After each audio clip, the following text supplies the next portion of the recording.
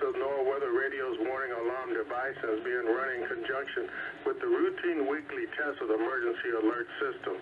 To provide the most consistent warning service possible, these alerts will only be activated for the selected warnings affecting the following counties: Alpine, Amador, Butte, Calaveras, Colusa, El Dorado, Glenn, Lake, Nevada, Placer, Western Plumas, Sacramento, San Joaquin, Sierra, Solano, Stanislaus, Sutter, Tehama, Tuolumne, Yolo, and Yuba.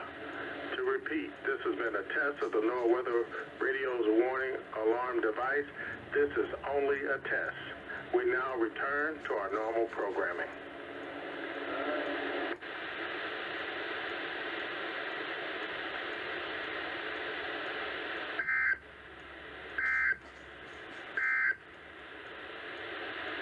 You are listening to NOAA Weather Radio, the voice of the National Weather Service, on radio station WXL-88 on 162.55 megahertz from South Fork Mountain in western Shasta County.